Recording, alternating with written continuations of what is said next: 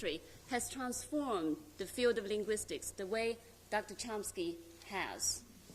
A few decades ago, Dr. Chomsky's work in universal grammar ended a raging debate among linguists and psychologists over Chomsky versus Skinner.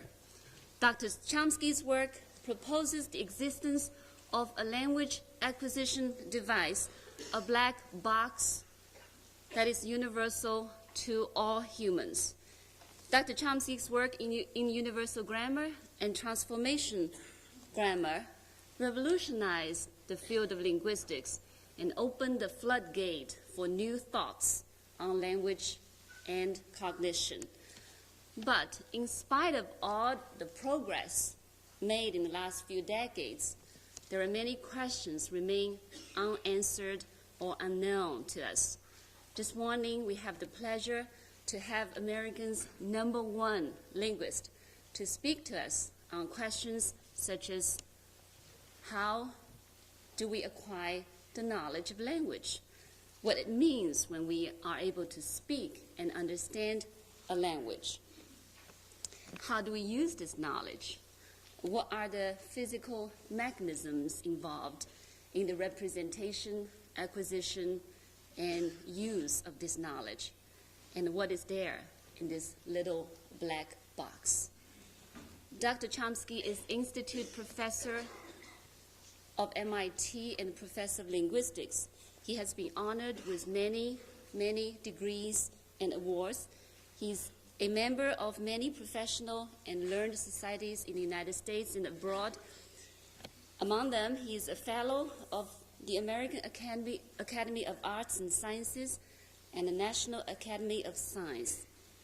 He is also a recipient of the Distinguished Scientific Contribution Award of the American Psychological Association. Dr. Chomsky has written many, many books and articles and has spoken all over the world.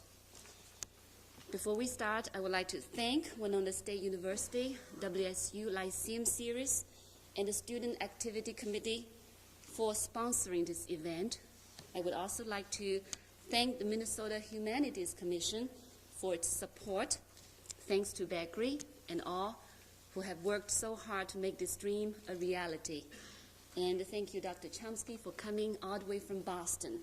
Now, ladies and gentlemen, let's welcome America's #1 linguist, Dr. Noam Chomsky.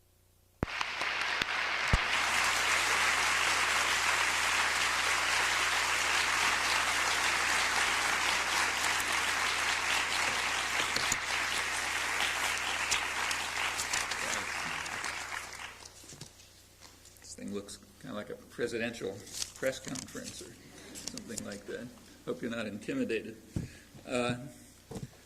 The contemporary study of language, which was just described, is, from some points of view, a very ancient study. In fact, its roots lie in classical India and Greece 2,500 years ago. It's maybe the first branch of systematic human inquiry, maybe along with astronomy, and had many great achievements along the way. From another point of view, it's a rather young field. The major research enterprises that preoccupy people today were formulated in something like their contemporary form about 40 years ago, when lots of traditional ideas and insights and concerns were rediscovered, incidentally, in total ignorance of the tradition, which had been completely forgotten, and if even mentioned, was mostly derided or dismissed with contempt. I remember that very well from my own student days at University of Pennsylvania and at Harvard. And in fact, it is now that the tradition is slowly being rediscovered and still largely unknown, it's turning out to be remarkably pertinent to contemporary concerns. So just to illustrate, the MIT Press, which publishes a lot of the technical work on linguistics and related fields, cognitive psychology and so on, has just published a book by a computational linguist on the structure of the lexicon, which derives quite self-consciously from Aristotelian roots. And in fact, modern universal grammar, or generative grammar, or whatever it's called, is actually has close resemblance to the work that was done 2,500 years ago in Indian grammar, which turns out to have been remarkably sophisticated. There is a completely new cast to a lot of these traditional questions, but there's also continuity, which it's well to bear in mind. The modern field, last 40 years or so, developed within the framework of what is sometimes called the cognitive revolution of the 1950s. Actually, it would be more proper, I think, to call it the second cognitive revolution, because in many ways it recapitulated and rediscovered insights and understanding that had been developed during what ought to be called the first cognitive revolution of the 17th century, which was part of the general scientific revolution from the Galilean revolution that radically transformed the way we think about the world. And one part of that was a kind of a cognitive revolution associated mostly with Descartes. We read Descartes these days as a philosopher, but the distinction between philosophy and science didn't even exist until the mid-19th century. Philosophers were just scientists or historians or something like that. And Descartes was a major contributor to the scientific revolution of the 17th century, and part of it was what we nowadays call as philosophy. The science, of course, has been superseded 300 years ago, so it's not called science anymore, but a lot of it hasn't been superseded and, in fact, is being rediscovered. Throughout the whole period of the study of language, long period, it's been intimately connected with the study of higher mental faculties, which is natural. Some language sometimes called a mirror of mind. It's distinctly human possession, which seems to be closely connected with other aspects of human cognition, higher mental faculties in general, what's sometimes called mind. And that was true during the first cognitive revolution as well, the Cartesian revolution. I think it's important to understand what that was all about. In many ways, the contemporary period, in my view, is a regression from that time. And in some ways, it's made progress, but what the issues, I think, are not well understood and are leading to quite a lot of confusion in contemporary work in philosophy of mind, philosophy of language, what's called cognitive science, and so on. So let's think for a moment about what actually happened. The modern scientific revolution, starting with Galileo, essentially, was aimed to construct a picture of the world that was mechanical, an idea that the world was a machine, a big, complicated machine made out of things like levers and gears and so on, which essentially could be constructed in principle by a master artisan. Of course, nobody's smart enough to do it, but it had that character. It's the kind of thing you could construct, like a huge clock or something like that. And in fact, it was assumed it was constructed by a super artisan, better than any human artisan.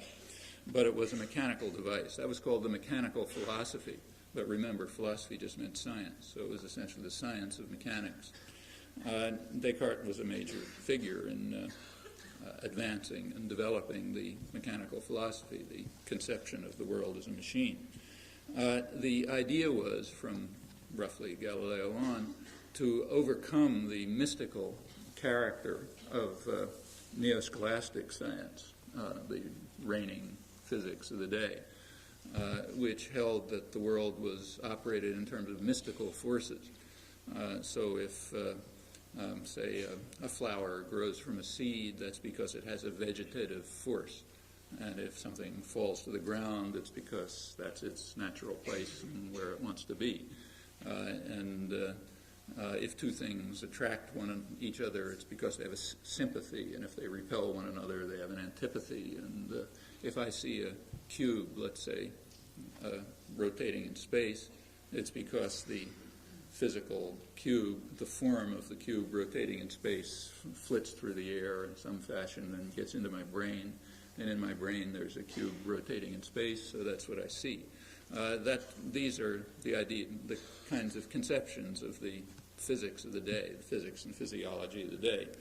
And the goal of the mechanical philosophy was to try to get rid of all that stuff and account for everything in terms of strictly mechanical principles that could be understood, principles that we see when we see a machine, parts of a machine working, and try to show that the whole world works like that. Well, Descartes made a lot of progress in this. He extended the mechanical philosophy to, he thought he extended it to the biological world, to a good part of human nature. So, for example, probably his most lasting scientific contributions, the ones that can really be restated in somewhat different forms today, had to do with his theory of vision. So he and other scientists of the day mocked the idea that the form of an object flits through the air and gets into your mind. I said it's pure mysticism. It's got to be a mechanical interchange of some kind. And he had a theory of light, which was mechanical, and recognized that the retinal image, what's on your retina, is not the cube rotating in space. Or let's say if I look at the audience, I see people sitting around and so on, but that's not the retinal image. The retinal image is some complicated two-dimensional display which could be interpreted in all sorts of ways. Descartes recognized that what you see must be a construction of the mind, has to come from the inside, in the terms that were used by later philosophers working on this. The sensory organs just provide the occasion, or experience, which hits the sensory organs, provides the occasion for the mind to construct experience using its own internal resources, its own cognoscitive powers in the terms of the day, which were understood to be innate. They had to be innate cognoscitive, hard to say it, powers, properties of the mind, which somehow use the occasion of sense to create what you see, a cube rotating in space, people walking down the street, people sitting in front of me, whatever it may be. It was also understood, as I say, that this was innate. So, for example, Descartes was struck by the fact, he didn't do the experiments, but if he did the experiments, they would come out the way he imagined. Even Galileo didn't do most of the famous experiments. He mostly imagined them. They're thought experiments. Some of them are physically impossible, in fact.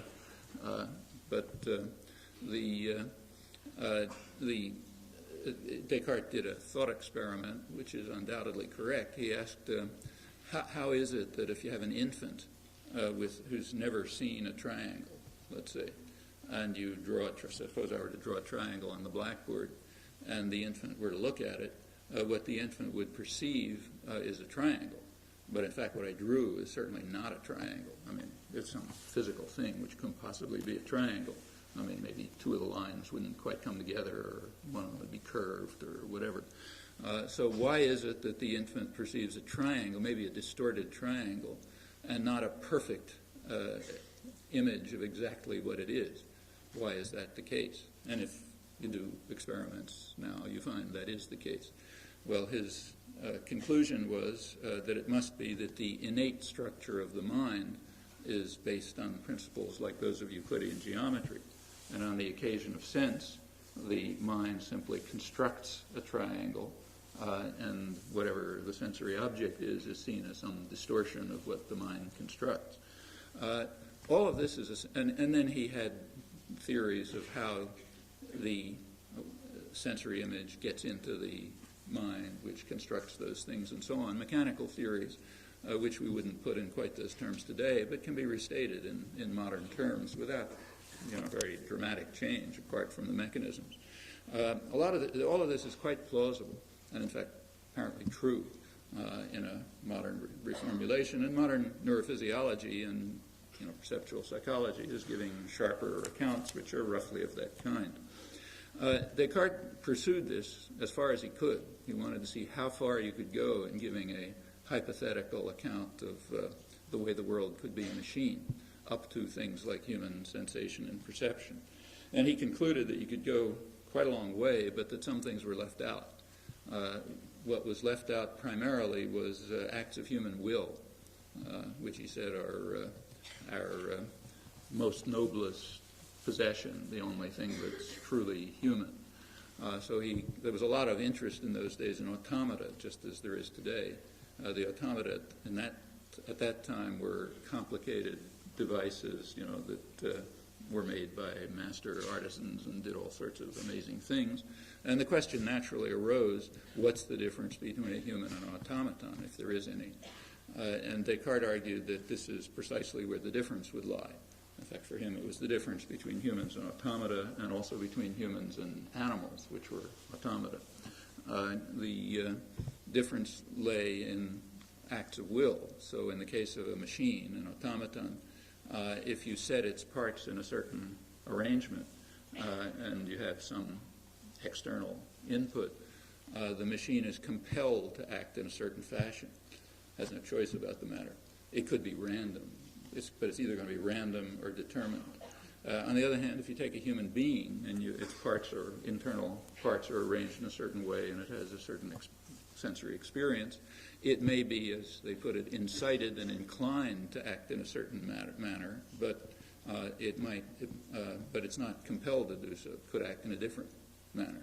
So if somebody were to walk up here with, an assault rifle or something and order everyone to stand up and say, Heil Hitler or something, and if you took them seriously, it's very probable that everybody would do it. You'd be incited and inclined to do it.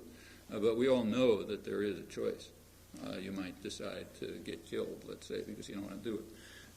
And those things are not determined. There's no mechanistic determination of that. If we know that as well as we know anything at all. And that is kind of irreducible, phenomenal knowledge, experience. And Descartes argued that that's the crucial difference between humans and animals. Incidentally, we have no reason to doubt that at the moment. Anyhow, that's the Cartesian argument. The most striking example that he offered was, in fact, language use. He pointed out that ordinary use of language, I don't mean writing poetry or anything, just talking to your friends at a bus stop or whatever, ordinary use of language has a kind of creative aspect. It's unbounded. People are always saying new things that were never heard before in their experience or maybe in human history. They don't know that they're new. There's no way of knowing whether a sentence that you just heard is one you've heard before. It's impossible. So ordinary human interchange with language is constantly innovative and productive and unbounded. In fact, it's infinite in a technical sense. On the other hand, and it's also undetermined. So you can't determine what a person's going to say on the basis of the situation that they're in or the arrangement of their internal organs. On the other hand, it's not random. So it's not caused by situations or internal states, but it's somehow appropriate to situations. It's coherent. Other people understand it. It evokes thoughts in other people, which they could have expressed that way themselves if they had had the thought, and maybe they do have the thought after they hear the expression. So this collection of properties of being unbounded, undetermined, uncaused, but appropriate to situations, coherent, evoking thoughts in others, and so on. That's a kind of creative aspect of language use. And Descartes argued that that's the striking difference between humans and automata. There was a lot of interest in those days in trying to train, in asking whether you could construct an automaton or train an animal or whatever to act the way a human does, and they mostly of the experiments turned on. They weren't actually carried out, but most experiments in that period, even in physics, weren't carried out. They were thought about. The experiments turned on this, so people would list the kinds of experimental techniques you might try to see if another object that looks like you has a mind like yours, and they were mostly language tests based on the creative aspect of language. Well, in order to deal with these apparent facts, and we have no reason to doubt that they're facts, in fact, they seem to be facts, in order to deal with that, Descartes had a problem. You couldn't incorporate this within the mechanical philosophy, so it wasn't a matter of gears and levers and so on. So he was forced to invent a new principle, which is standard science, incidentally. If something isn't explained by the principles you have, you construct a new principle. The new principle is what he called mind. So alongside of body, which works by mechanical principles, there's another principle, a kind of creative principle, has other properties too, which is mind. That's the famous Cartesian dualism. So the world consists of body and special human characteristic, mind, which distinguishes humans from animals and automata and turns on factors like these. And others, but primarily these. What was the fate of this doctrine? Here's where misunderstanding enters. The fate of this doctrine should be clearly understood. It was overthrown within a generation by Isaac Newton. But what Newton showed was that the theory of body was wrong. He didn't have anything to say about the theory of mind. That stayed unchanged. Newton showed that the world just isn't a machine. It works by mystical forces. That was an appalling discovery. Newton considered it a total absurdity, and to the end of his life tried to overcome it, but it was apparently true. Namely, the force of attraction does not involve contact. So I can, unbelievable as it is, move the moon by lifting my arm. And that's just the way the world works. It has mystical forces. As I say, Newton was regarded this as a total absurdity. He was sharply condemned by the scientists of the day, the leading scientists of the day, for returning to neo-scholastic mysticism with occult forces, as they were called, that made the world work and showed that the world couldn't possibly be a machine. And these were unintelligible forces. We couldn't understand them. They were mysterious. I mean, common sense tells us that I can only make something move by touching it, by being in contact with it in some fashion. But Newtonian physics said, no, that's not true. There's an occult force that allows you to make things move and that accounts for the terrestrial motion and planetary motion and the tides and so on and so forth. Well, as I say, this was considered a total absurdity, but it was apparently true. And what it does is demolish the conception of body. It demolishes the idea that the world is a machine. It isn't. It has mystical forces. It's common these days to ridicule the Cartesian idea of the ghost in the machine. The mind's a ghost inside the machine, but that's misunderstanding. What was exorcised was the machine, not the ghost. The ghost stayed where it was. It turned out the world was not a machine. There are no machines in the sense of our common sense understanding and the mechanical philosophy, the physics of the day. So that goal was undermined. It turns out the world is indeed unintelligible to us. We have to accept the existence of mystical forces. We can try to develop an understanding of their principles, and doctrines about them, and so on, but they're not intelligible to human understanding, and the mind stays where it was. These ideas were more. This was, like I say, a kind of an outrageous discovery. Newton tried to overcome it to the end of his days. Into the 20th century, physicists were still trying to construct some kind of mechanical conception of the universe. By now, that's finally been abandoned totally, and people are accustomed to even more mystical notions like, fields, which are mathematical objects but still interact with one another, electromagnetic forces,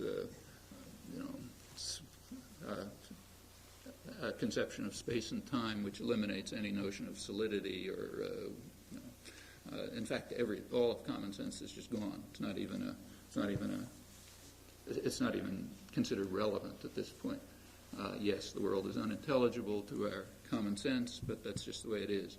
We do the best we can in trying to construct doctrines about it. What we're left with, and this was reasonably well understood in the 18th century, is just that we can consider various aspects of the world. So we can consider its mechanical aspects and its electrical aspects and optical aspects and chemical aspects and mental aspects and so on.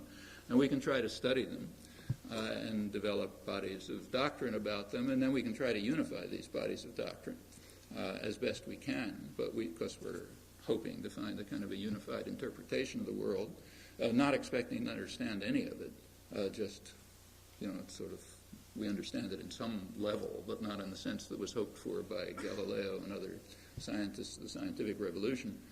And that's the best you can do.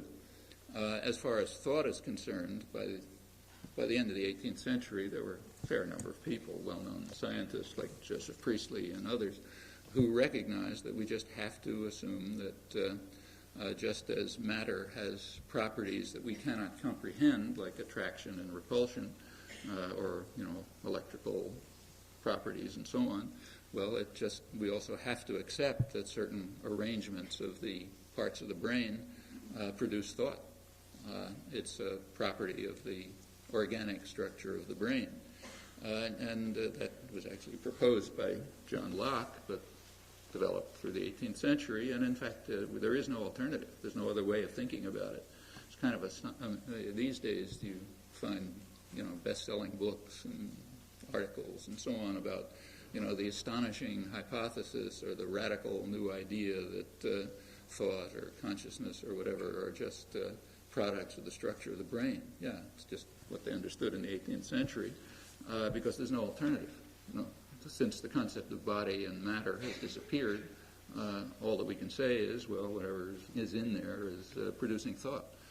One image used in the 18th century, late 18th century, was that the brain secretes thought the way the liver secretes bile. Neither was understood, but that's just what happens. You try to understand them as best you can. And you try to work towards unification.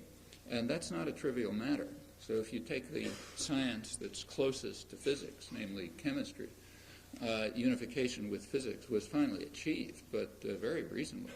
In fact, it was achieved at roughly the time when I was driving my parents crazy with foul smells from the basement where I was mixing chemicals in my chemistry set. In the mid-1930s, they were unified. It's not that chemistry was reduced to physics. In fact, chemistry was proven to be irreducible to physics. Physics was wrong. Physics had to undergo a radical change, quantum theoretic revolution, at which point it was possible to unify it with an essentially unchanged chemistry. Prior to that, back as recent as the 1920s, Nobel Prize winners and other famous scientists were saying that chemistry is just a mode of calculation. It's a metaphysical twaddle to consider valence and the periodic table and Bohr's atom and so on to have any reality. They're just ways of calculating chemical reactions. Well, 10 years later, that was dismissed because physics changed and was unified with chemistry. And a conception of the two was achieved that made chemistry and physics part of the same thing, but not by reduction. Reduction is pretty rare in the history of science. Not, 20 years later, a good deal of biology was unified with chemistry, but that was and physics, but only under a radical transformation of physics. In fact, the same people were involved, Linus Pauling. And that's, modern science as far as we understand it. Still not unified with the core of standard science is other aspects of the world, like the mental aspects. We haven't figured out yet how to unify those with the rest of science. And nobody can tell, and we can only proceed as people proceeded for hundreds of years in chemistry, trying to construct a body of doctrine to account for the phenomena that you discover, and make as much sense out of it as you can, and look forward to some eventual unification, which may or may not take place, with other studies of other aspects of the world, and nobody can tell how that's going to happen. I mean, maybe it'll be necessary to radically change underlying physics in order to integrate it with what might turn out to be an unchanged theory of the mind. Nobody can know. Those are things you wait for to see. Well, this is not well understood, as I say, and in fact, in many ways, there's regression about these matters. If you look at the 17th and 18th century studies about whether machines can think, in many ways, they are more sophisticated than contemporary work about these matters. Well, the second cognitive revolution picked up, reinvented a lot of these ideas. It sometimes, and it opened up the way to quite productive inquiry in some areas, although some of the major gaps still remain. The cognitive revolution, or the second one of the 1950s, involved a radical shift of perspective as compared with structuralist and behaviorist and other prevalent approaches, which viewed, let's keep the language, but it's general for cognition, it viewed these behaviorist and structuralist approaches viewed language as action, as behavior, or as the products of behavior, like texts. That's language. The cognitive revolution introduced a change. It was concerned not with behavior or texts, but with inner mechanisms. That is, whatever the mechanisms are that are responsible for the behavior and the production of the texts and so on. So behavior just and texts and corpus of materials and so on, they just become data. Like what happens when you mix chemicals, just phenomena. They're of no interest. It's of no interest in itself. They become of interest when they provide evidence for inner mechanisms, exactly as in chemistry. The phenomena themselves are dismissed. And the same with the behavior. If they provide evidence, fine. If they don't, throw it out. And there could be plenty of other kinds of evidence. There's nothing privileged about these kinds of evidence. Like you could get evidence someday from cellular biology or something else. What you're interested in is the inner mechanisms that account for what a person knows when they know a language, what it is that we roughly share, though not identical, of course. That's the shift of perspective in a whole range of fields, study of language, vision, motor coordination, and so on. In the course of that, there was a good deal of reinvention of traditional conceptions like those I mentioned. This approach was criticized at the time as being mentalist, which is correct. It was mentalist, meaning it was concerned with mental aspects of the world, and that's a move towards scientific naturalism. It's a move towards making the field more like, say, chemistry or biology or whatever, because it's looking at the internal mechanisms and not at the phenomena which are now dismissed as essentially data unless they're useful for something. So the criticism was correct, but it wasn't criticism, it was praise, though it wasn't conceived of that way. So we now are interested consciously in mental aspects of the world, like chemical aspects, try to figure out what they are, to see if maybe someday it'll be possible to unify them with other kinds of inquiry. The approach was also what's sometimes called internalist. That is, it's concerned with, it takes language to be a state of the brain. So my language is some state of my brain. Your language is some state of your brain.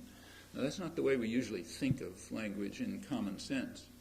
But common sense has centuries ago been dismissed as irrelevant to the effort to understand how the world works. That's the great discovery of the scientific revolution. The way we think about language is as some kind of abstract entity which is outside of us. So we say that people in Shanghai and Beijing speak Chinese. Chinese is a language spoken by those people. And we say that people in, on the other hand, we don't say, for example, that people in Rio de Janeiro and Bucharest speak the same language. We don't say that they both speak Romance. Why do we say that people in Shanghai and Beijing speak Chinese, but people in Rio and Bucharest don't speak Romance? Well, not for any linguistic reason. That has to do with colors on maps and the stability of empires and things like that.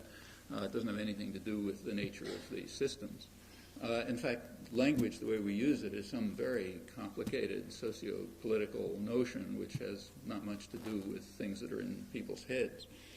Furthermore, it's a very obscure notion. So it has normative aspects and teleological aspects. So you're supposed to go to school to learn how to speak good English or, the right English, because you don't know that, or what's in your head somehow isn't the right English.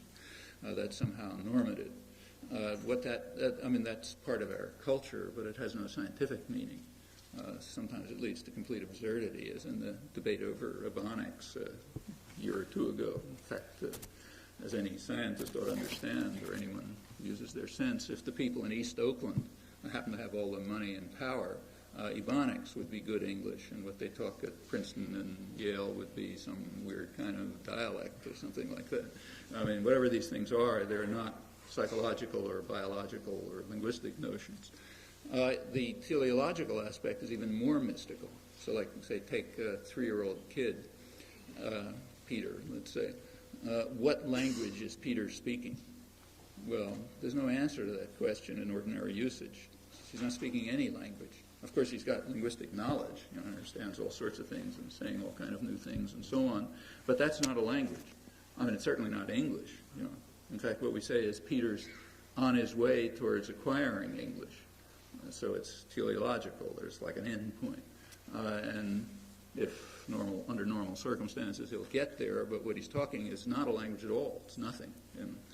On the other hand, if, say, all children, all adults were to die, let's say, and all kids 3 years old were to survive somehow, then down the road, these 3-year-olds would be speaking, which is just one of the possible human languages, just as much as Japanese or Hungarian or anything else, except it wouldn't be English.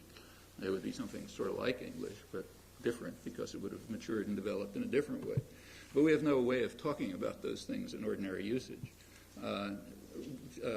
which just means that ordinary usage has to be abandoned if we hope to understand the nature of these systems.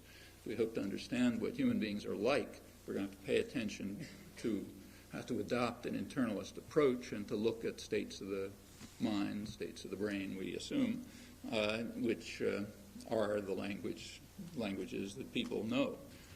You and I can communicate to the extent that our internal states are more or less similar.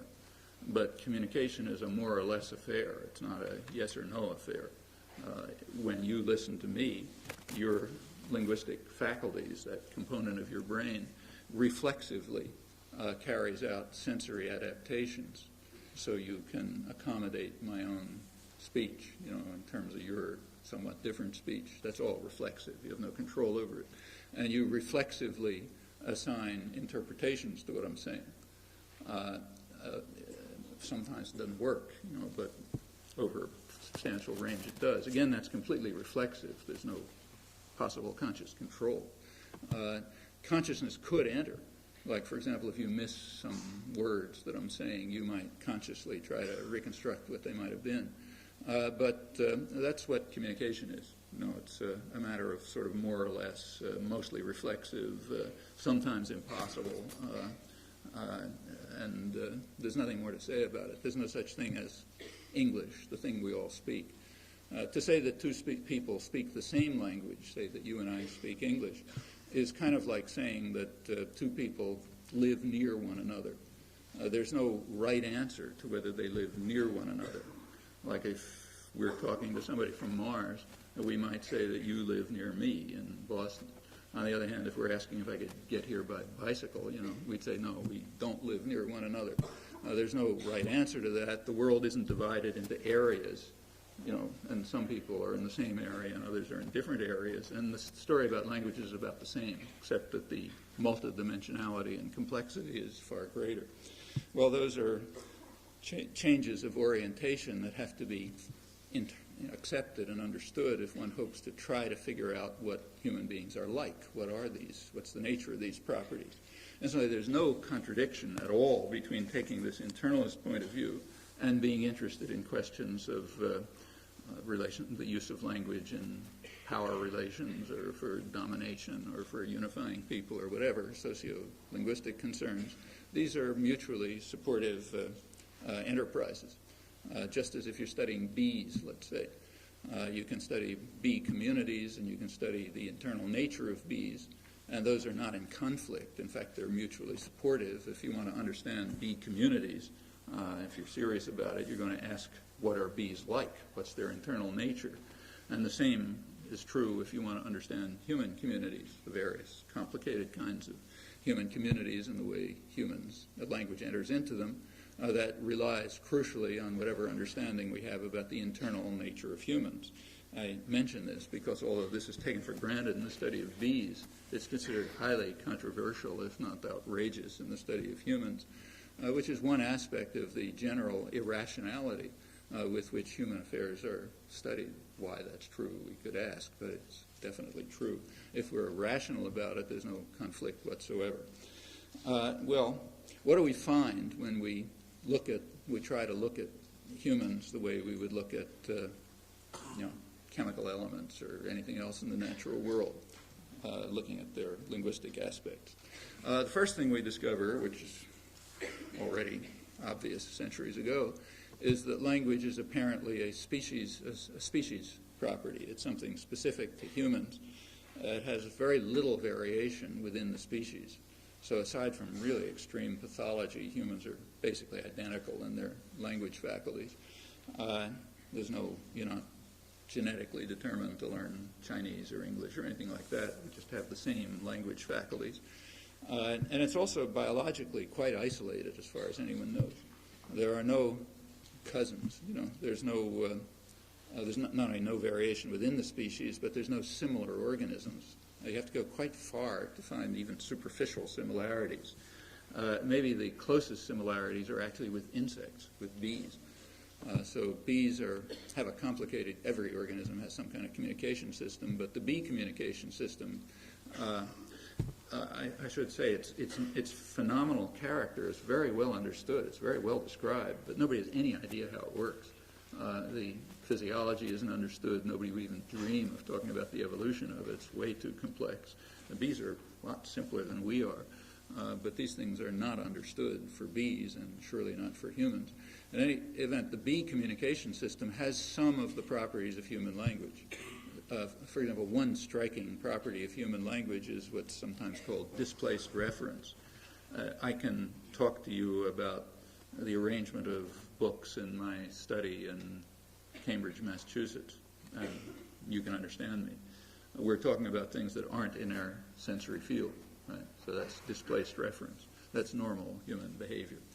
It's also normal bee behavior. So bees, when they do their dance, are communicating to other bees about something remote that's not in their sensory field, like a flower and where it is and what kind of a flower it is and how much honey you can get from it and so on and so forth. That property, displaced reference, is extremely rare in the animal world. In fact, it's really known only in bees and humans. There have been attempts to artificially impose it on other primates like apes. And there's some anecdotal evidence that maybe this is possible, but nothing you could call scientific evidence. In any event, it's certainly not the normal communicative behavior, as far as we know at least, of organisms other than humans and insects. But of course, there's no evolutionary connection, like there's a distance of, I don't know, a billion years or something.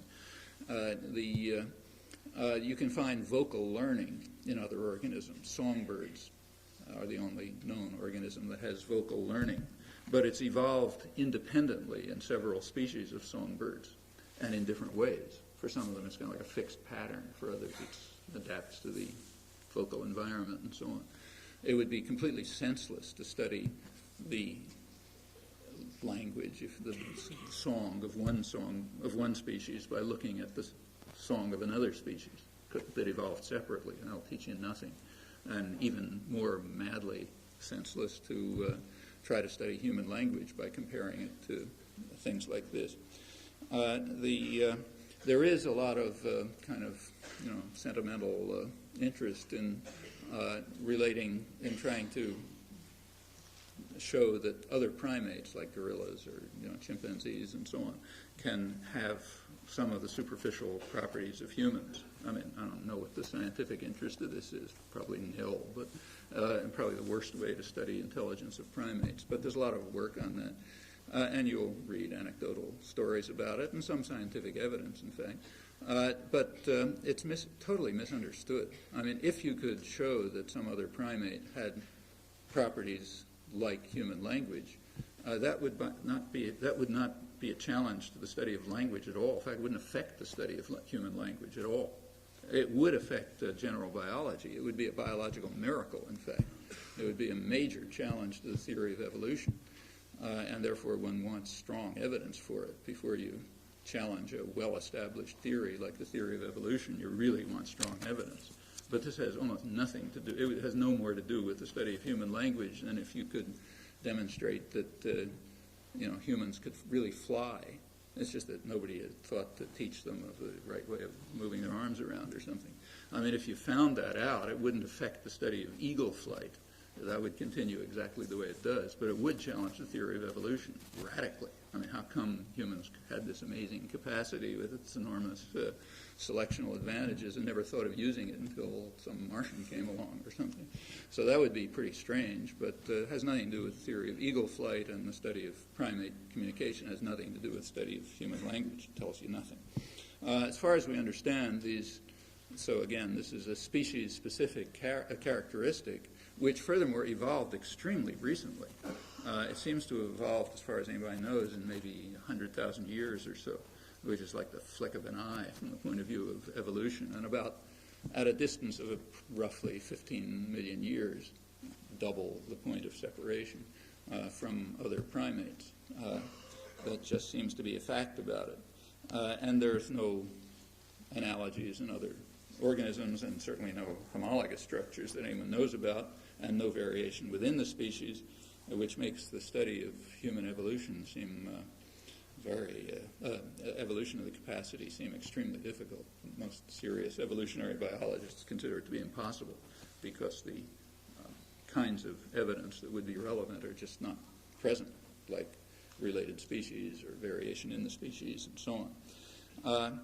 At the moment, there is no serious reason to doubt the Cartesian assumption that the ability, I'm quoting Descartes, the ability to use language to express freely formed thoughts is the true difference between man and animal, or between man and automaton, and that's true whether you're talking about the automata of the 17th century or today's automata, computers and so on. The problems are the same. Nothing changes. So you take a modern computer, it's no different in these respects from an old-fashioned clock. Other respects, but not these. The faculty of language also has structural properties that are biologically isolated as far as we know. They don't appear elsewhere in the organic world. The most elementary of them, the most simple, is what's called discrete infinity. It's a property that's illustrated most strikingly in the natural numbers, 1, 2, 3, 4 of those. There aren't any numbers in between 3 and 4. There's other numbers, but not integers, not natural numbers. And they go on indefinitely, so there's no biggest one. These are things that children know somehow. They can't learn them. There's no way for a child to learn things like this. If you don't already know it, you can't learn it. No amount of experience could tell you that, if you've heard the numbers up to 7, that there's going to be another one, or up to 9 zillion, that there's going to be another one. That's just something you have to know, and it's a way it's like the Cartesian story about triangles. It's got to come from inside. And as far as we know, no other organism has that capacity or the similar capacity that shows up in language. So somehow a child knows that there can be 3-word sentences and 4-word sentences, but no 3.5-word sentences, and it goes on indefinitely. You can always make up more complicated ones without limit, and they do. In fact, that's standard for very young children. So all of this stuff somehow comes from inside. It's an expression of the genes, we now assume. When you move to less elementary properties than this, the conclusions just become more striking. You find all sorts of properties of language that just seem to have no analog, let alone homologous organs elsewhere in the biological world. And again, very recent as far as we know. Well, take this kid, Peter, again. Imagine that Peter's an infant, say, just born, and has a pet kitten and a pet chimpanzee or whatever you like. They're going to go along certain courses of growth and development, which are partially similar and partially different. So in matters like, say, spatial orientation, like what does an infant or a kitten do when you disorient it in space? What kind of cues does it use to reorient? Pretty complicated thing. Turns out that kittens and infants are about the same. They do it pretty much the same ways. On the other hand, interpreting the linguistic signals that go on, they do it in totally different ways. In fact, the kitten and the chimpanzee and so on don't do it at all. But the infant just does it reflexively and very early. In fact, probably it's probably intrauterine. As early as you can do it, the experimental techniques are getting better and better, and as you do experiments with younger and younger infants, it turns out they already know almost anything you can test. It's already been shown that with infants just a couple of days old, they can distinguish the language of their mother from other languages. And it happens in very strange ways when you start comparing the languages that they identify and don't identify. So something's going on pre-birth, which is already setting the language faculty in motion and in specific ways. By the time the infant's a couple of months old, long before it's producing anything, it's already got the main intonational structure of the language fixed, knows whether it's Polish or Japanese and so on, and a little later all sorts of other things. Well before children are talking more than, let's say, one word or two words, they're understanding quite complex sentences, and you can show that experimentally. They can even determine the meaning of nonsense words from complex utterances and so on.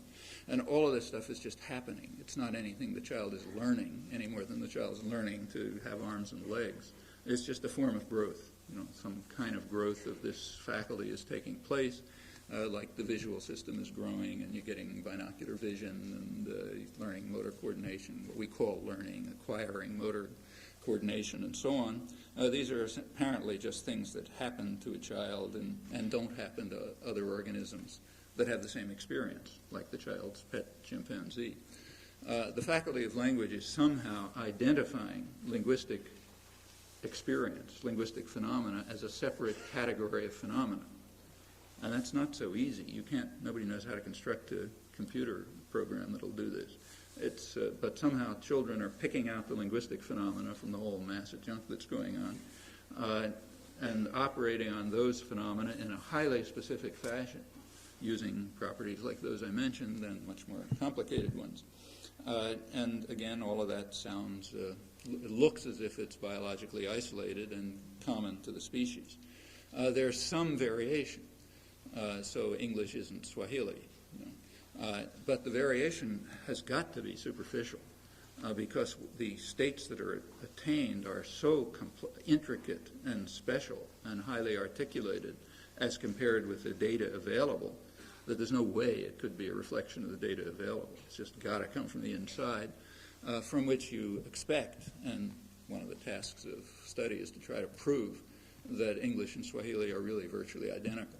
If some Martian was looking at humans, we'd regard them as minor variations on the same system, just the way we regard differences among rats as minor differences. You don't even care about them; they're all rats. We know from that other components of the mind-brain also undergo some variation. So you can show experimentally that the visual system takes somewhat different forms, sometimes pretty radically different forms, as a result of minor changes in early experience. This can be shown with cats and monkeys and other organisms that people allow themselves to experiment with. And since the human visual system is pretty much like the general mammalian visual system, it's assumed that the same is true of the human visual system. In the case of language, those differences are what we call different languages, but they've got to be mostly the same structure and character and semantics and so on, with minor variations. And one of the major tasks of the contemporary study of language is to try to prove that. We have good reason to believe it must be true. And much work is devoted to trying to show that if you make little changes in the fundamental properties of language, you get superficially different systems, but all sort of cast to the same mold. That's been one of the major research topics, particularly the last 10 or 15 years, and it's made quite substantial progress in typologically quite different languages. Well, if there were time, which there isn't, I would try to give some illustrations of the kinds of things that extremely young children know, which go way beyond any kind of evidence they have. There's no doubt that this is true, and it leaves us with no alternative but to assume that somehow these systems grow out of our nature. There's an initial state of the language faculty, which is just some expression of the genes, and from then a process of growth and maturation takes place, obviously influenced by the environment, but that's true of every other system too, and it leads to the mature state of the language faculty that we all have.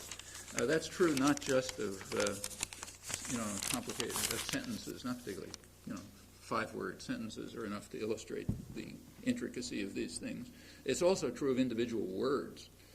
So if you just think of the simplest part of language, the meaning of words, it turns out that these two are constructions of the mind, not reflections of experience, very much in the way that Descartes thought. Actually, this is another topic that was studied rather intensively in the 17th and 18th century in ways which are only beginning to be rediscovered today.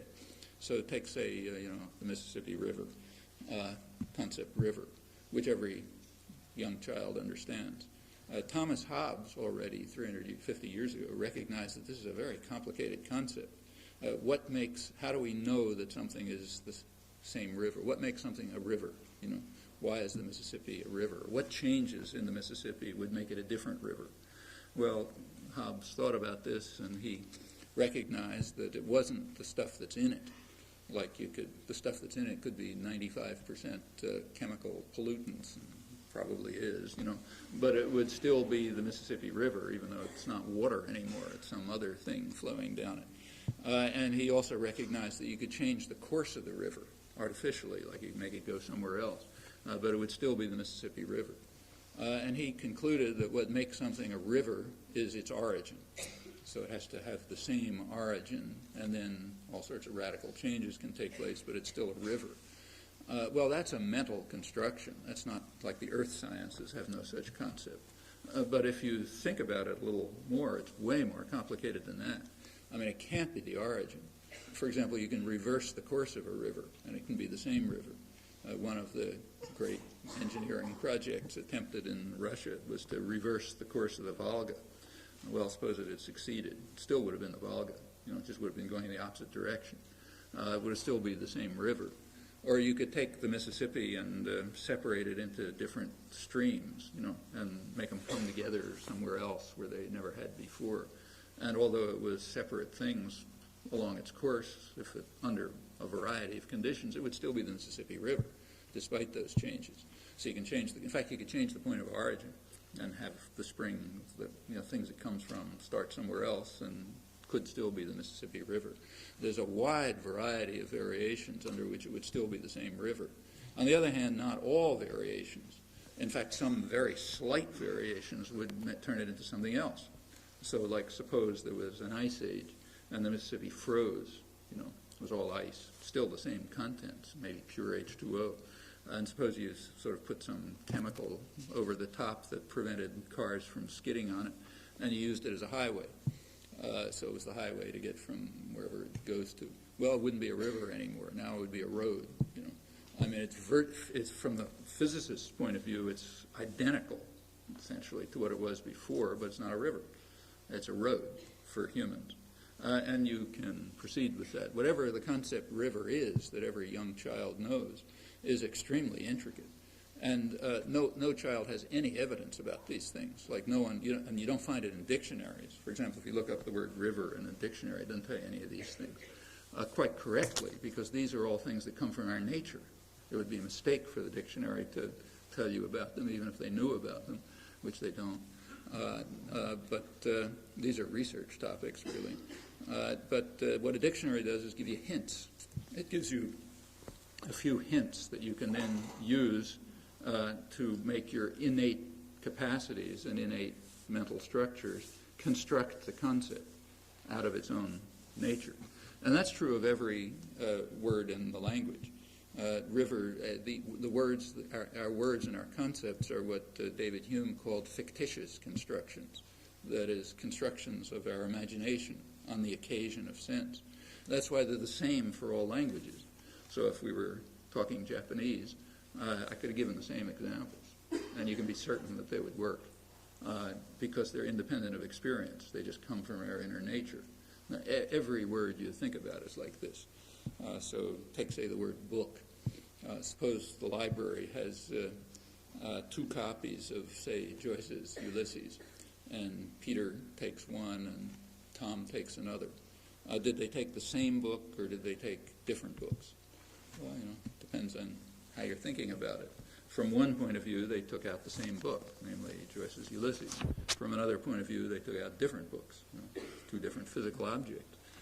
You can take the abstract and material point of view. These are points noticed already by Aristotle, I should say.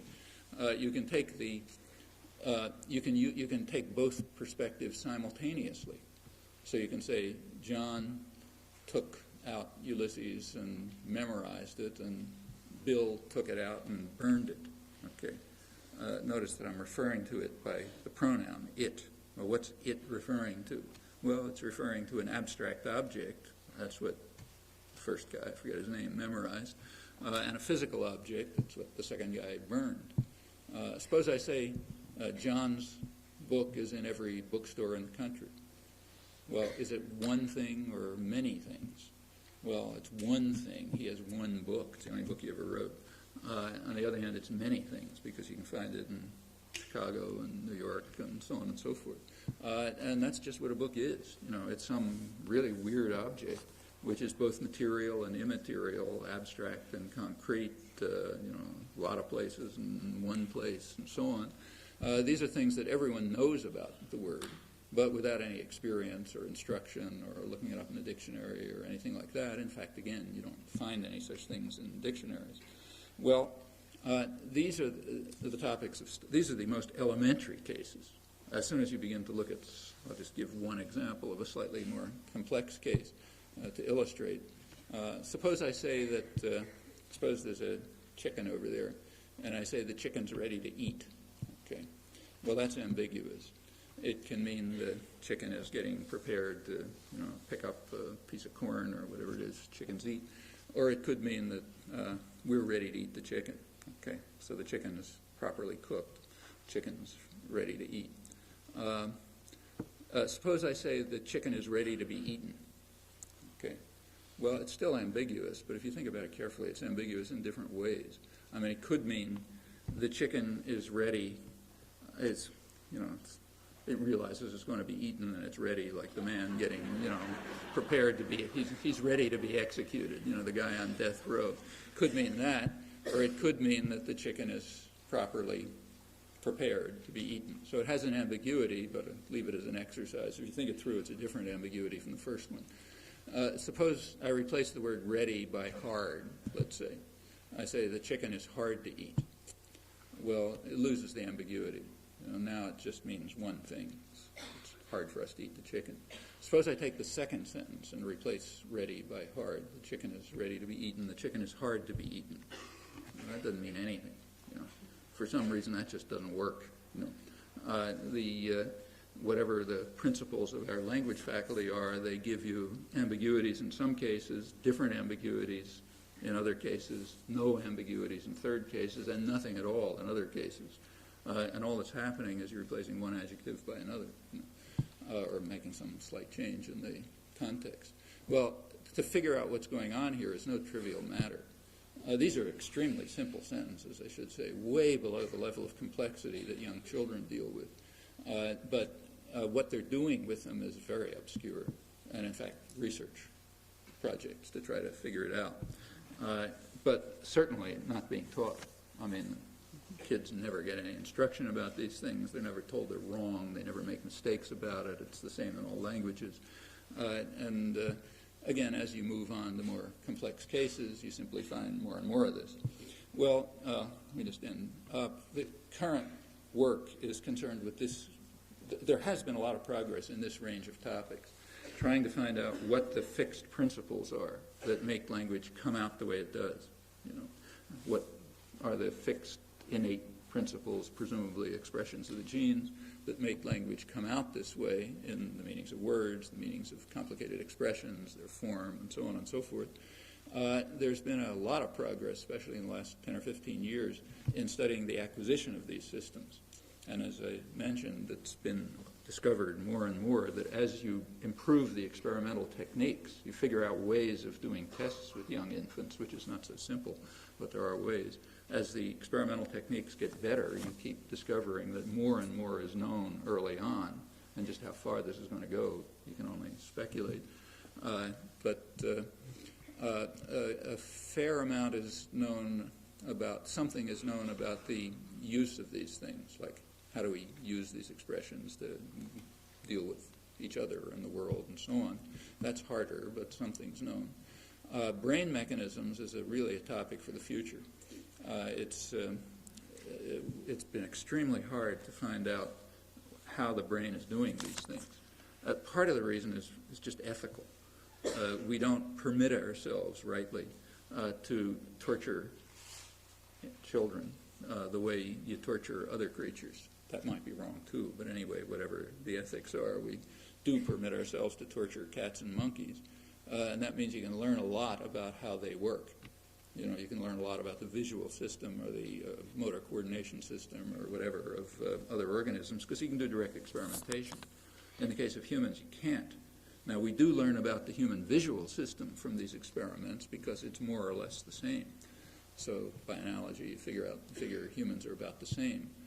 But there are no analogous systems in other organisms. So you can't study the language faculty of a kitten or a monkey or something and ask how it works, because it isn't there, as far as we know.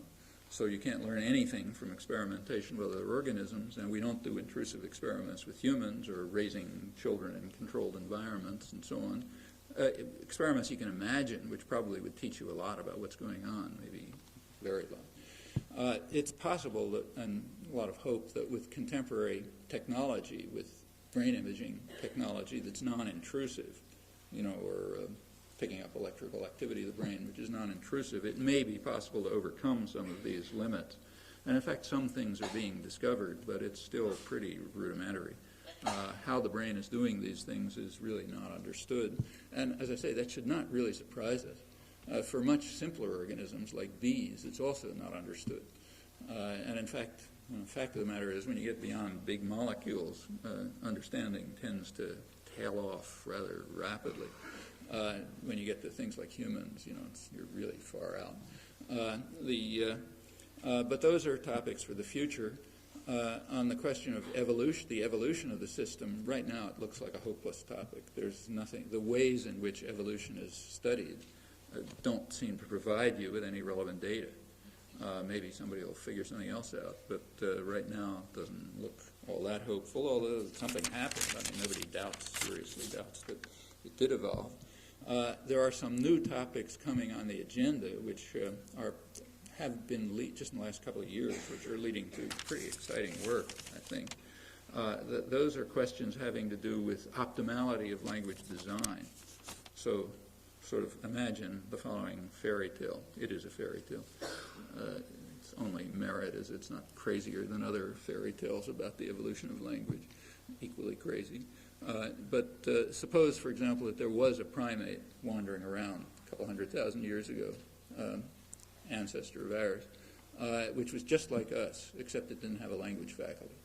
It had the same thoughts, insofar as it doesn't require language to express thoughts. It had the same sensory motor apparatus, same perceptions, and so on.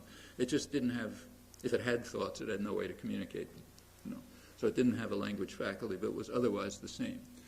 Suppose some shower of cosmic rays or something came along and caused a mutation, which might be a small mutation, which led to a reorganization of the brain, inserting a language faculty. I mean, we do know in physical systems that very slight changes can lead to radical changes of state, like the difference between water and ice, for example. Maybe let's imagine that happened. So the rest of the system stayed essentially the same, but now it's got a language faculty inserted. Well, what's that language faculty what does it have to do? Well, it has to be accessible to the sensory motor apparatus, right? Otherwise, you wouldn't even know you had it. In fact, maybe another organism does have it, but has no access to it. Could be, not likely, but logically possible. So one thing this language faculty would have to do would be to be accessible to the articulatory organs and the auditory system and so on. That's a condition it has to meet. The other condition it has to meet is that it has to be accessible to whatever the system of thought is. About that we don't know very much, except we know it's there.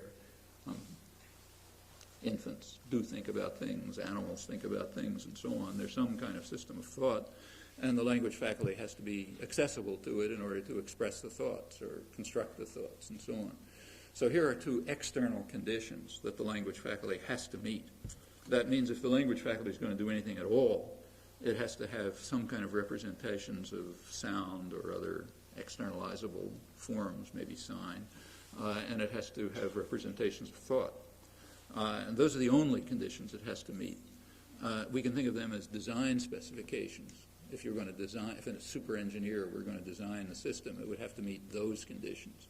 Well, the question that you can ask, at least in principle, is how good a design is it? How perfectly is language designed to meet just the minimal conditions that are imposed by the output constraints? You know, if this fairy tale were true, how good a system would have emerged? Would it be one that some super engineer would have devised, or would it be kind of like a mess, like most things in the biological world are? You know, they just develop out of whatever materials are around in the best way possible. And they're usually pretty messy. Like, for example, the human spine. I mean, every person knows that it's pretty badly engineered. You know, in fact, probably badly engineered for big mammals altogether, except cows don't know how to complain about back pains and so on. But whatever happened, it does, you know, works as well as it works, but it certainly, you know, some engineer from MIT could figure out a smarter way to do it. So the question is starting from scratch. You know, evolution doesn't start from scratch. It starts from whatever's around at a particular time and does the best it can. And what comes out is usually more or less of a mess. So to what extent is it the case that this system, which apparently emerged very rapidly, like a flick of an eye, to what extent is it well designed?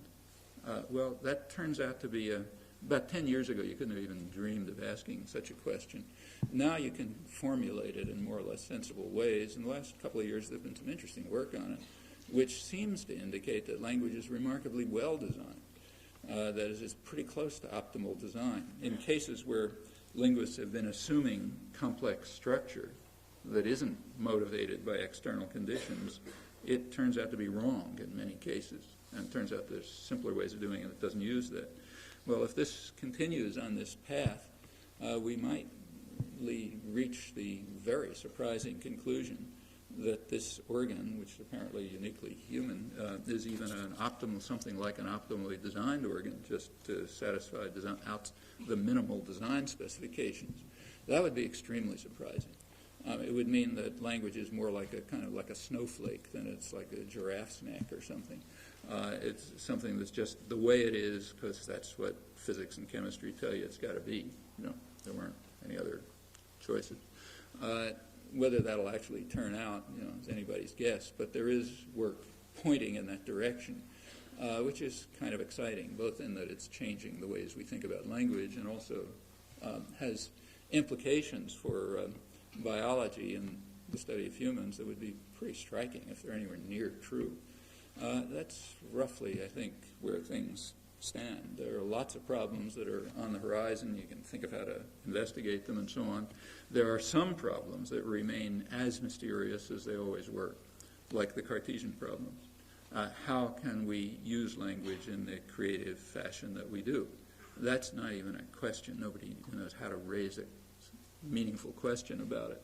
And that's not just true of the study of language. That's true of every aspect of behavior or performance.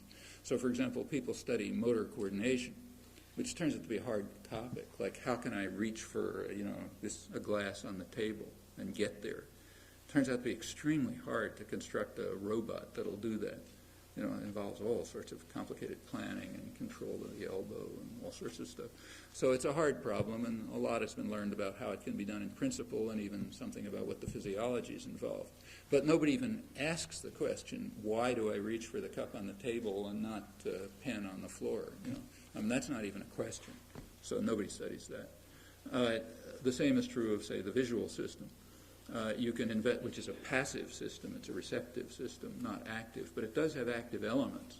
Like if you take an ambiguous figure, you know, a figure that can be seen either, say, as a duck or a rabbit or something like that. It turns out that with nobody knows how you do it, so it's hard to say training, but with something that you do internally that you don't understand, you can get yourself to a stage where you can make yourself see one or the other. You know, not 100%, but you can get a strong bias towards seeing one or the other, and it's partly under control. Sometimes if you really work on it, it's under considerable control.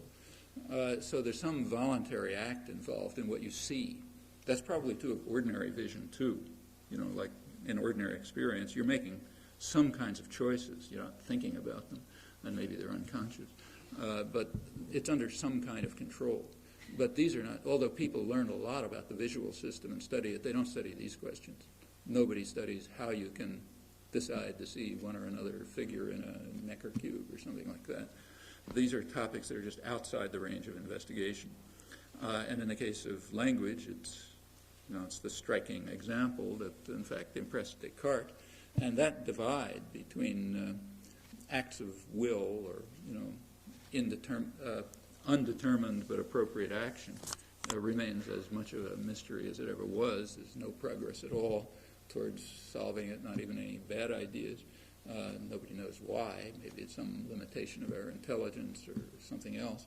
But anyhow, that's roughly the way things stand. So the Cartesian divide is where it was. On other topics like how the mechanisms work and what's their nature and so on, there's been quite considerable progress, a lot of exciting work to do. Okay, I'll stop there.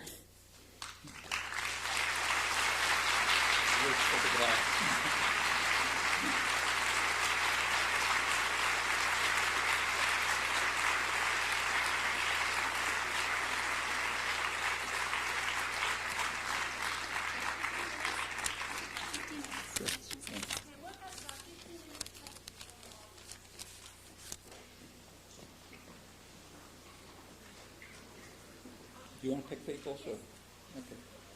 What are the language properties of Microcephalic people, what are their language properties? Well, that's a very dramatic fact. It turns out that people with extremely small brains,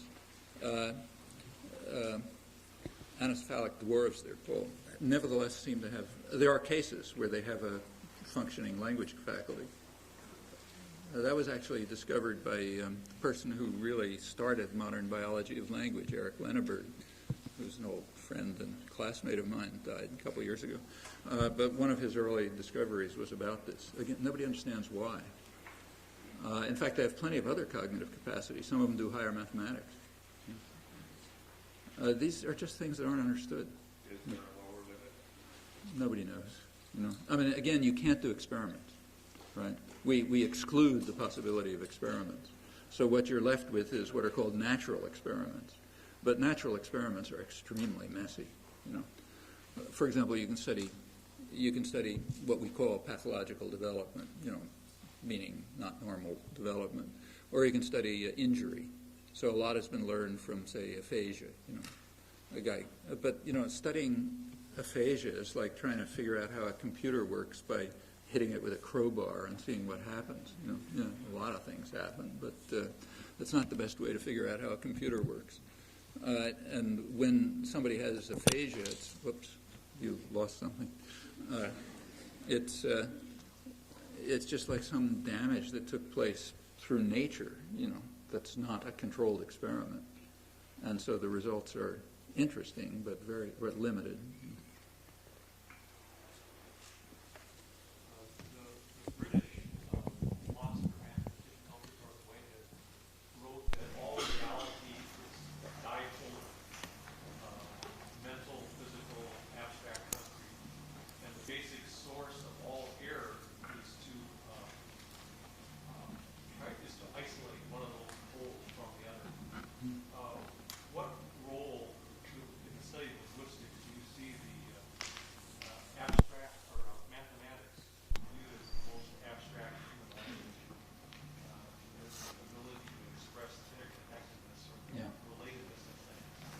Well, if you can you hear? He pointed out that Whitehead argued that things have various aspects, physical, mental, abstract, and so on, and you make mistakes by confusing them. And one can ask the question, to what extent mathematics, one might think of as the most pure, abstract human language, is capable of mediating these things, something like that. Well, here we have to be kind of cautious. Contemporary philosophers, like Whitehead, talk about the difference between physical and mental as if that means something, but it doesn't mean anything, because we have no notion of physical. That's the Newtonian discovery. There is no notion of physical. So we can't talk about the difference between physical and mental. We can only talk about different aspects of the world. The old concept of physical, you know, the one in the mechanical philosophy, that's gone forever. And nobody's ever invented a new one, and no scientist would even try. The physical is whatever there is. You know, that's the physical.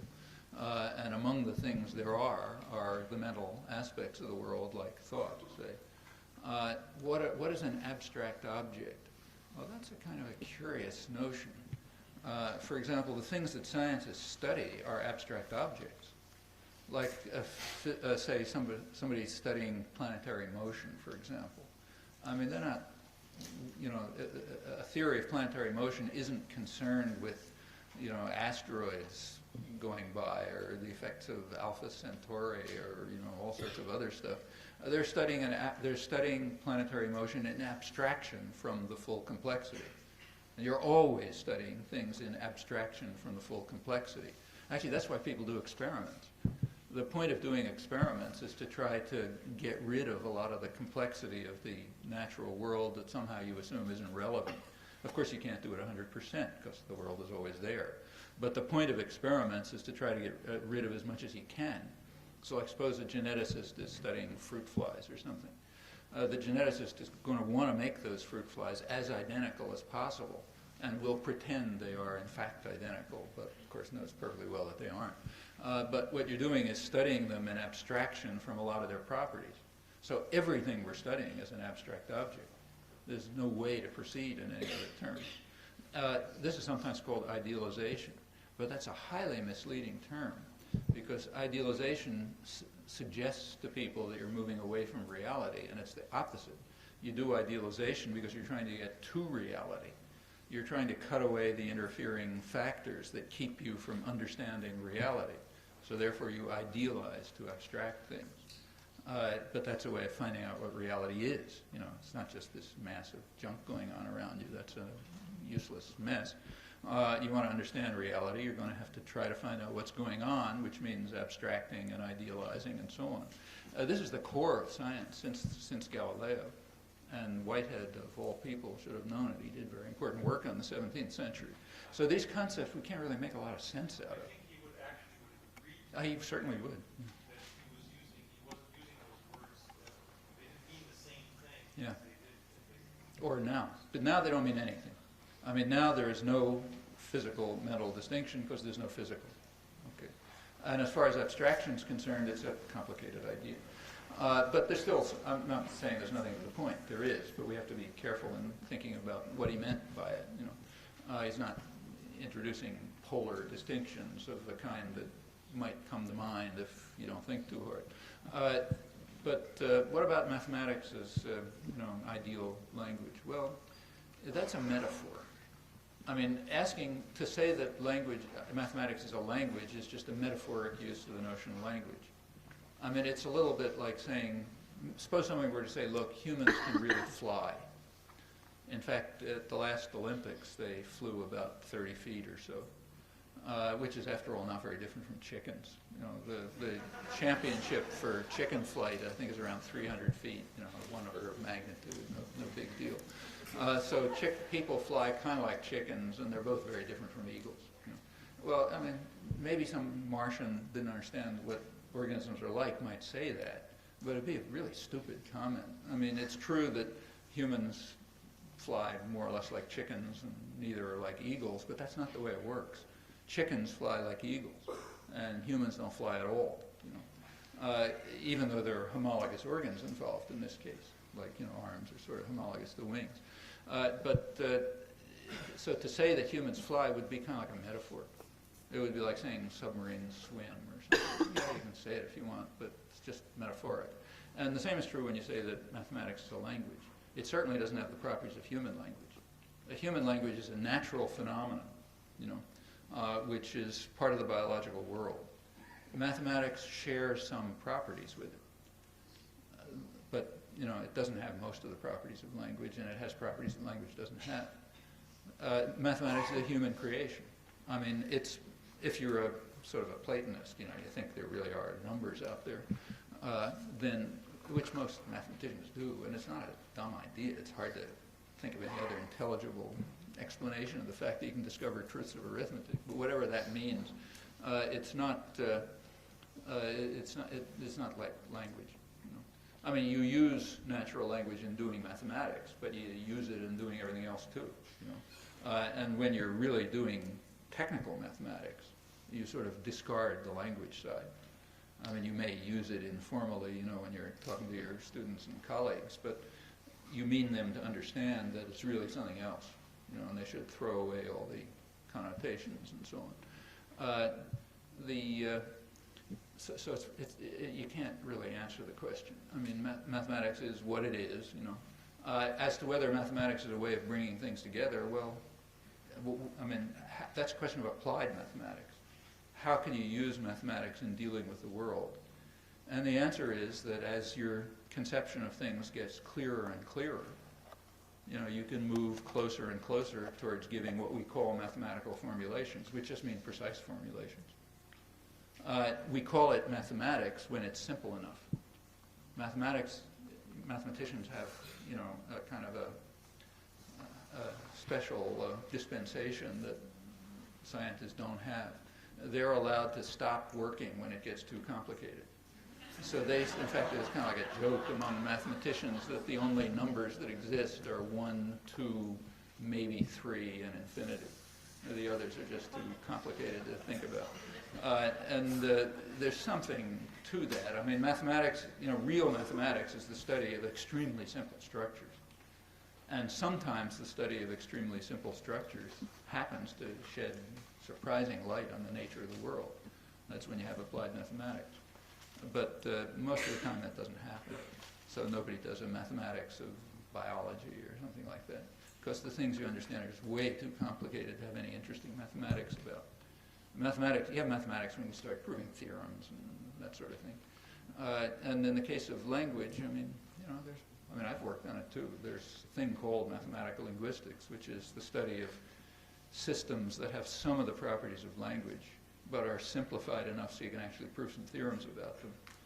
And it's of whatever interest it is. I mean, you have to look and see, but it's like studying other systems that you abstract from reality and investigate because they're interesting on their own. Maybe because you hope to learn something about the real world by looking at their properties. But there's no other sense in which mathematics can mediate between things.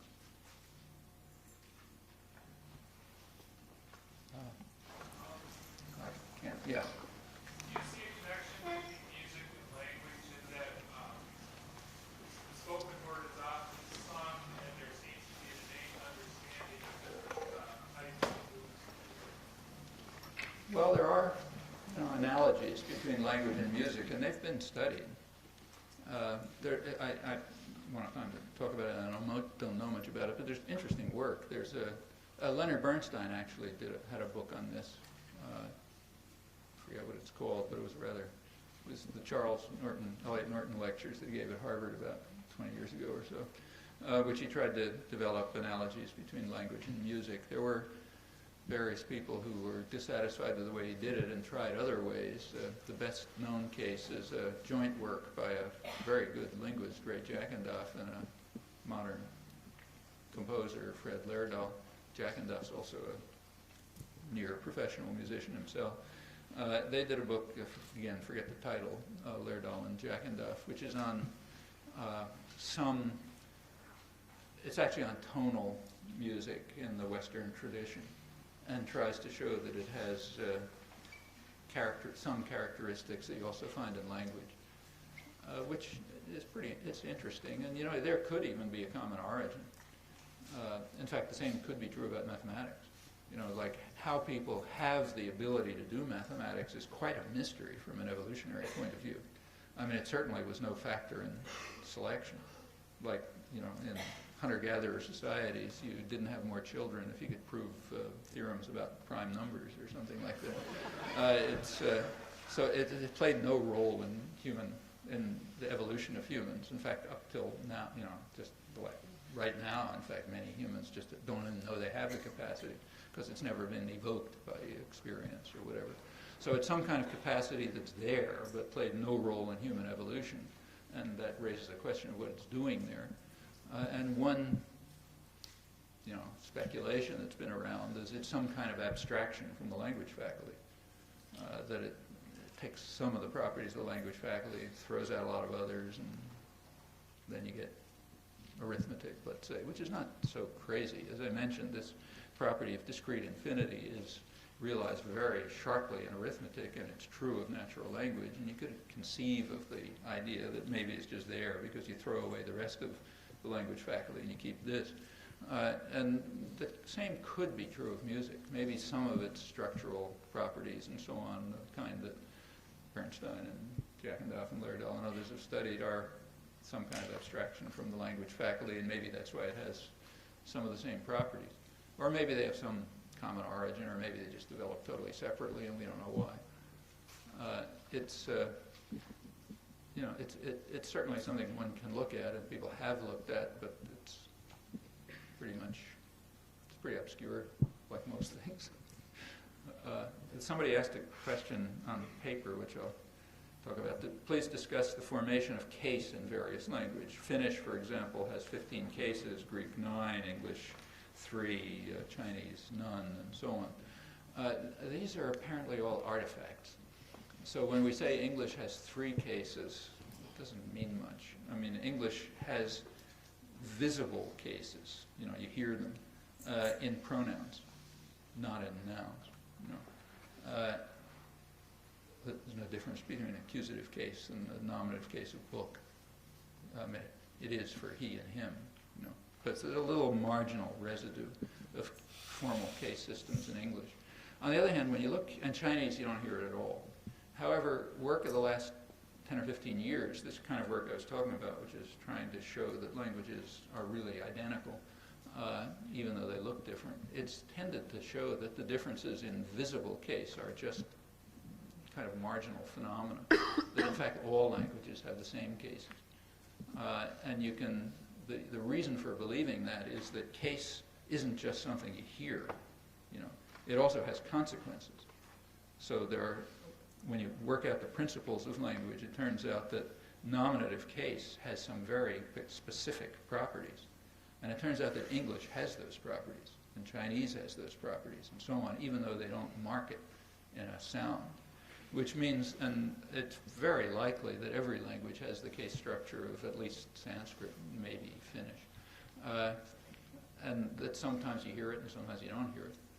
And a lot of the apparent difference among languages is just what happens to come out the mouth. But as far as the mind is concerned, it may be all the same. They may all have the same case system or very similar case systems with various connections between what's going on in the head and the sensory motor apparatus. Those slight differences may make things sound very different. In fact, notice that when you study, suppose you're studying Latin, you don't spend time on things like, is the chicken ready to eat, that kind of stuff, or the meaning of river or something. That's all internal, same for you as the guys who spoke Latin. So you don't have to study that at all. What you have to study is all of the cases, or that means the externalization of the cases. So you spend a lot of time memorizing paradigms. Yeah, because that's arbitrary. It's some minor periphery of the language, which in fact is sort of a historical accident. Which cases were pronounced and which ones weren't. And that's going to vary from language to language. So that's the kind of stuff you have to study. And it's a pain in the neck because you basically have to memorize it, because it doesn't mean anything. But the actual case systems could very well be identical. And I don't think we know enough to say that with confidence, but certainly research is going in that direction. It's more and more finding that the phenomena that are associated with case and that follow from case and that case illustrates are found in languages where you don't hear it, like English and Chinese and so on. Incidentally, a lot of what you're taught in school, when you're taught to speak this invention called proper English, is inventions about case. So you're taught to say, whom did he see, not who did he see. As far as we know, that never existed in the history of English. So like Shakespeare didn't use it. But by an analogy to Latin, somewhere along the line, teachers or language dictators or whatever decided that you ought to make English sound a little more like Latin. So kids keep getting this rammed into their head. And there's a lot of things like that. I mean, normal English, if it had no artificial imposition, people would probably say things like him and me were here, like all kids do, And the reason is that fits the rules of English. You're taught to say he and I were here. And it's very hard, and people don't really assimilate it, so they end up saying things like between you and I and stuff like that, because what you're taught in school is use I every time you think you ought to use me, So, which means you get all sorts of weird things coming out. But these things that you can assume that most of what you're taught in school about the language is probably wrong, because otherwise you wouldn't have to be taught it.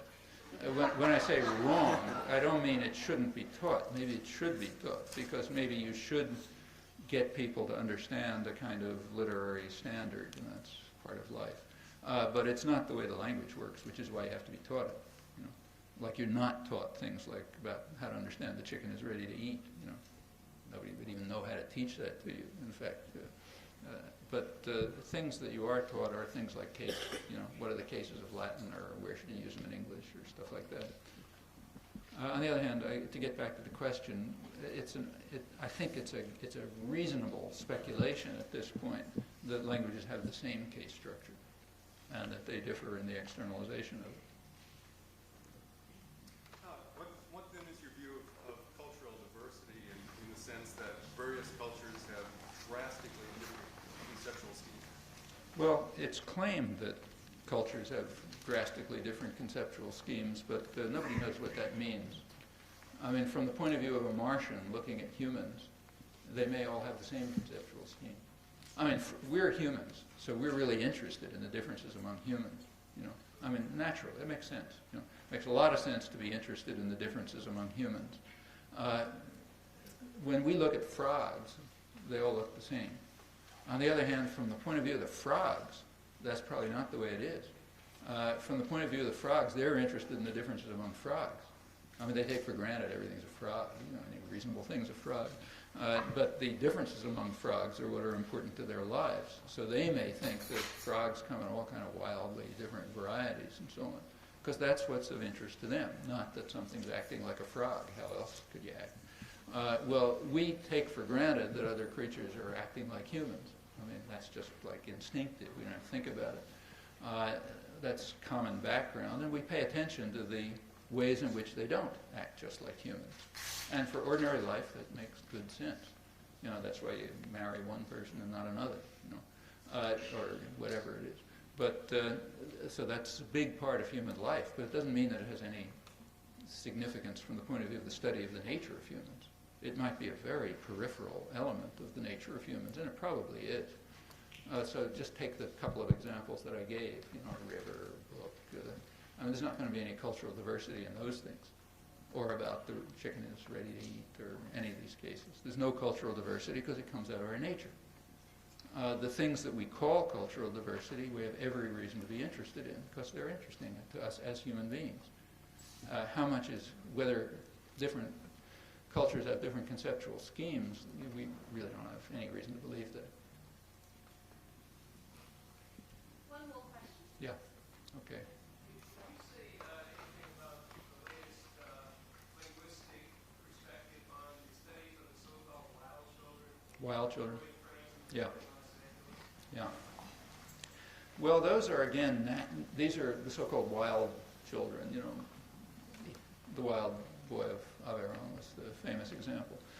What were called children who were supposed to be raised by wolves or something or other. The past, stuff from the past, you really don't know how to evaluate very well. You don't know what the history of the children was. Okay? there are modern cases that have contemporary cases that have been studied carefully, like the one in Los Angeles, Jeannie, who was a kid who was had kind of psychotic parents, father at least, who locked her in a room at around age 2, I think, and she never got out and never spoke to her. He just grunted at her and threw food at her, that sort of thing.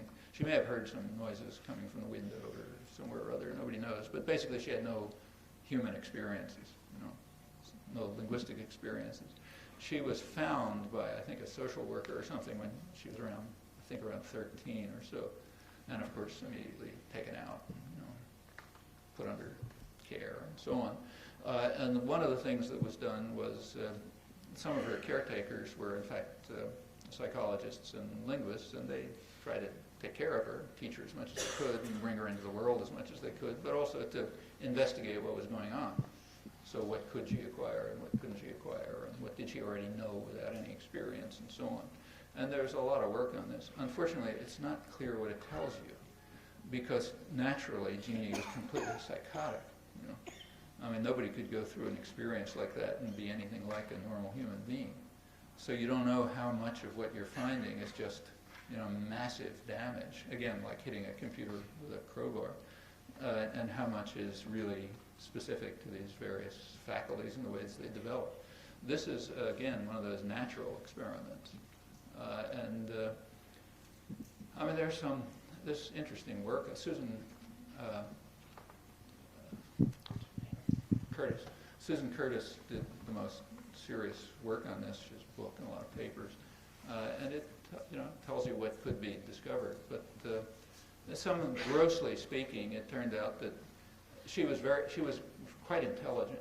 She could do all sorts of things, and she was also apparently quite appealing. She knew how to manipulate people and get them to do things and so on. At first they thought she was understanding language, but it turns out she was just using her intelligence and coquettish skills and various other things to make people think she was doing it. And when they investigated more seriously, she couldn't really do anything much with language. On the other hand, she had lots of other rich conceptual structure. Like she understood all sorts of, immediately, without any experience, right in the hospital, solving complicated conceptual problems and so on. But you hardly know what this means, because any defect that was found, you don't know whether to attribute it to late development of language, delayed development of language, or to general psychosis. Unfortunately, it ends up as a very sad story. She ended up being kind of a vegetable through various maltreatment and so on. And there are a few other cases like there are some cases which aren't that, which are less horrifying, which are very instructive. So a couple of years ago, some psychologists in Philadelphia, students of Lila Gleitman, who's one of the leading cognitive psychologists, they discovered children. Up until fairly recently, it was assumed that deaf children didn't have any language.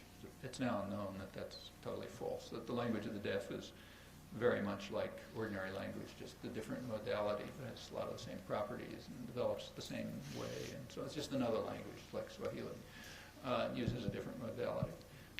They discovered a couple of kids, cousins, who had been brought up in what's called an oralist tradition, fortunately mostly dead, but it was the orthodoxy for a long time. The orthodoxy was that if kids are hearing disabled, you shouldn't allow them to learn sign language. You should force them to lip read. It's a little bit like saying you should force kids to learn English, whatever the language is. And that was very damaging. It prevented normal mental and intellectual and linguistic development. That's all gone, mostly gone by now, fortunately.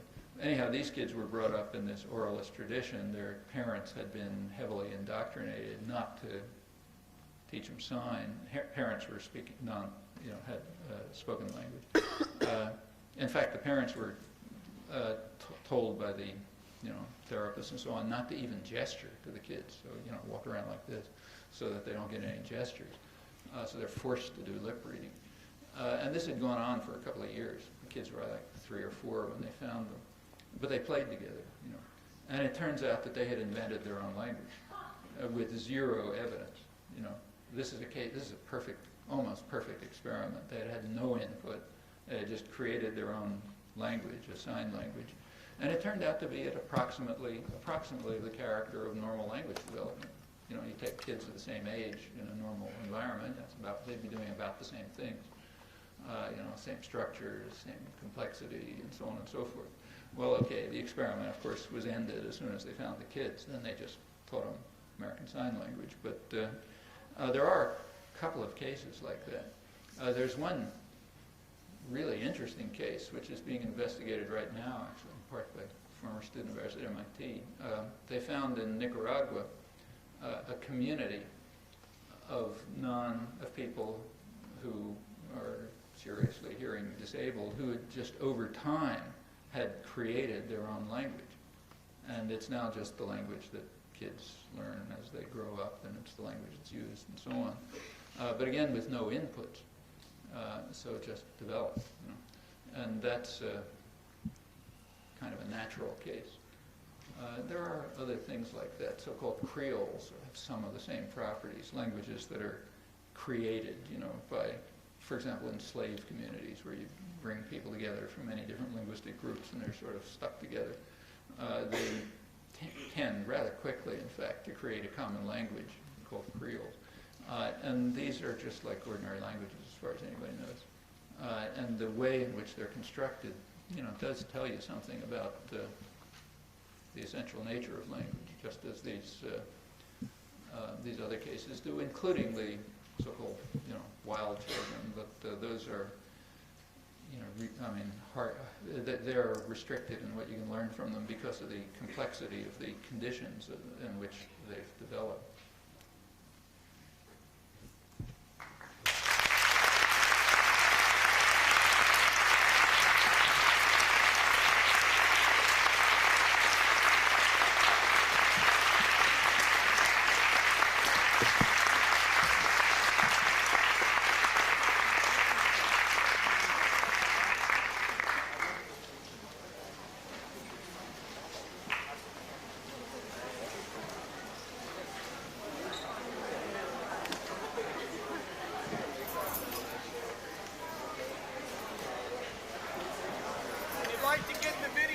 Please give me your name, address, and phone number. Again,